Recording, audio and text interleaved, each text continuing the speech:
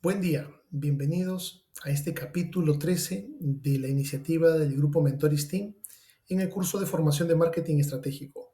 Mi nombre es César de Luich y hoy día vamos a hablar de marketing internacional y globalización.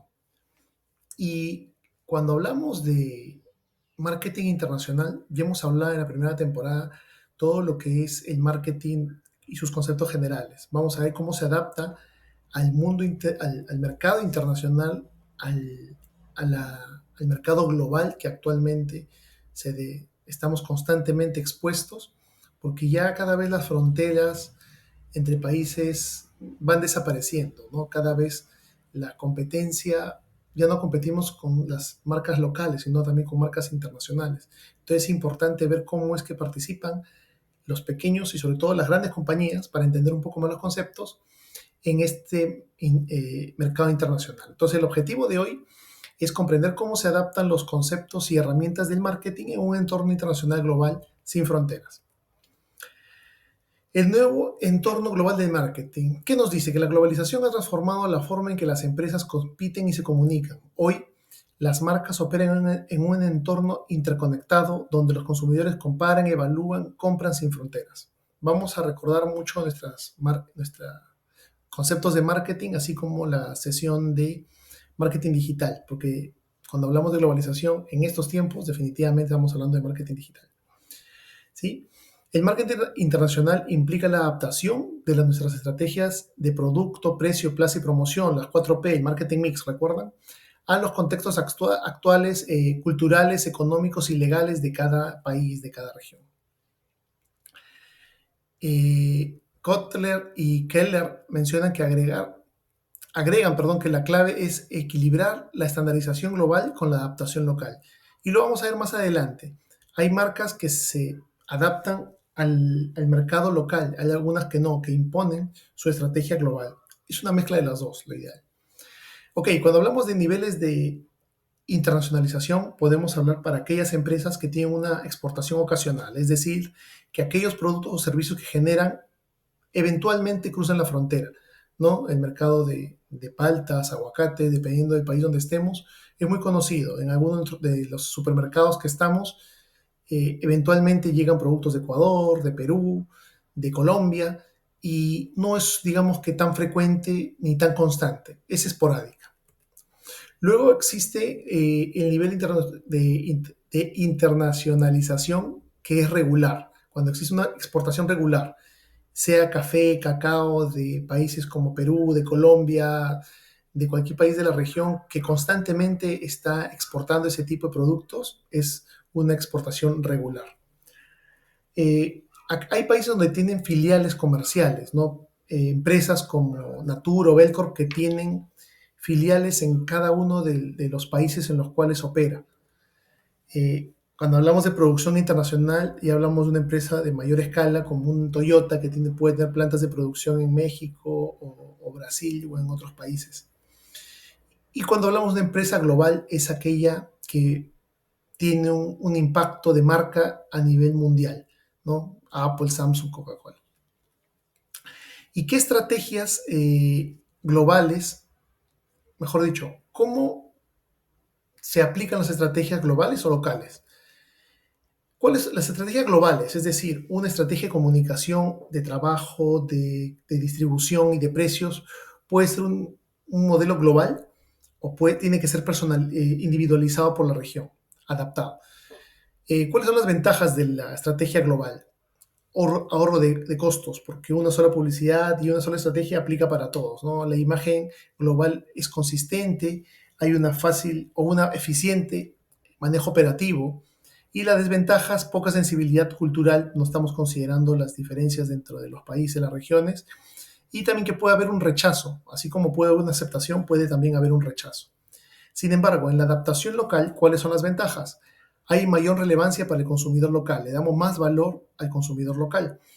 Hay una mejor adaptación a la cultura, se hacen mayores esfuerzos para poder llegar a la cultura específica del país. ¿Cuáles son las desventajas? Costos más altos, porque son específicos por país, por región, y obviamente una complejidad en la gestión global de la estrategia.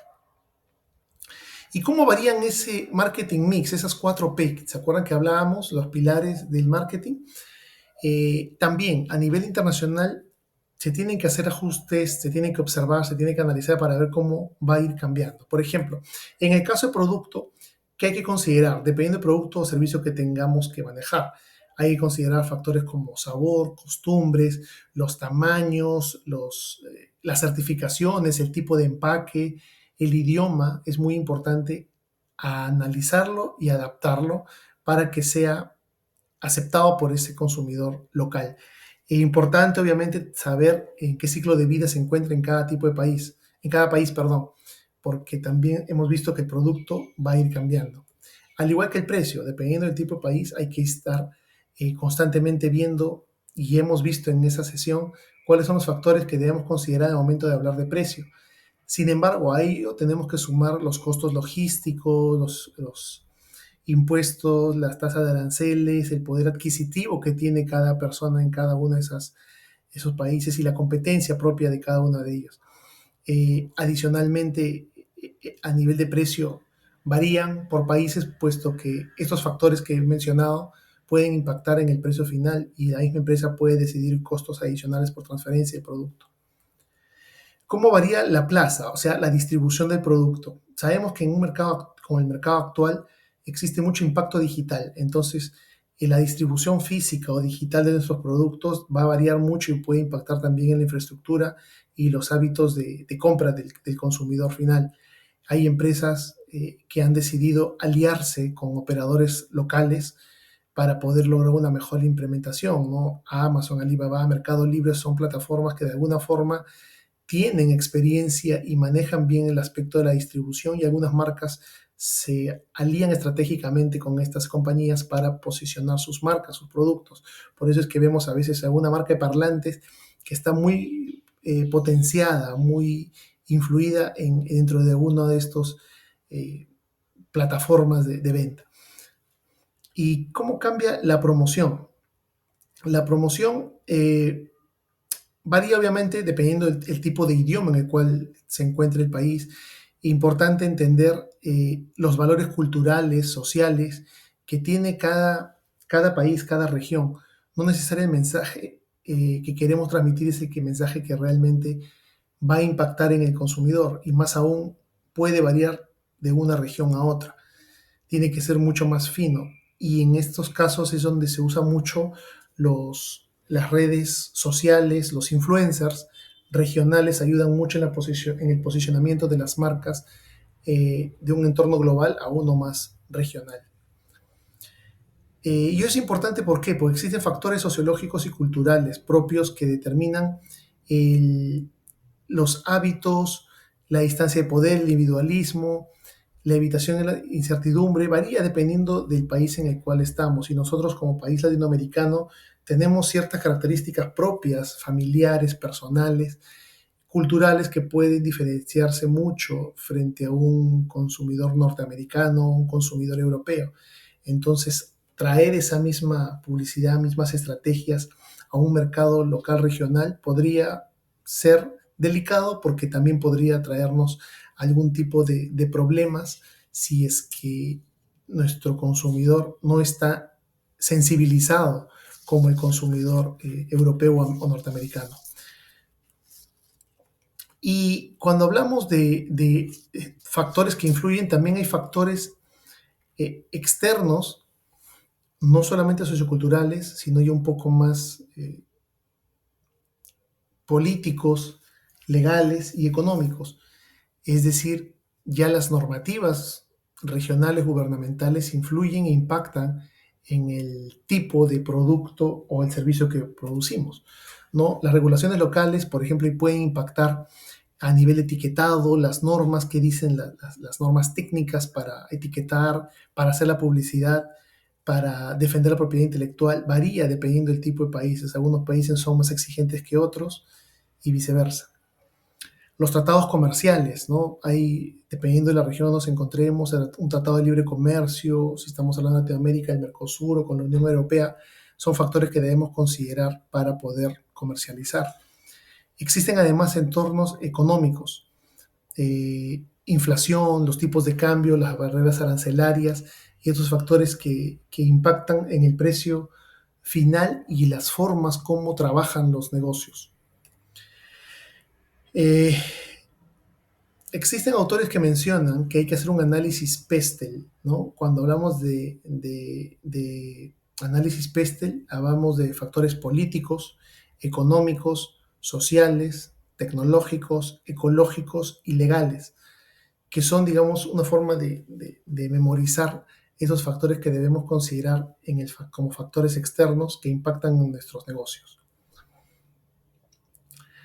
Eh, Tecnología, lo que hablaba al inicio. No podemos alejarnos de la tecnología cuando hablamos de mercados internacionales. El comercio electrónico permite vender sin presencia física. Ahora existen muchos países donde las marcas globales no necesariamente tienen operaciones físicas, no necesariamente tienen plantas de producción o tienen un representante, sino simplemente se comercializa a través del correo electrónico y del Internet. El marketing digital global utiliza segmentación avanzada, IA y analítica predictiva. Ahora, con este avance tecnológico que estamos experimentando, existe mayor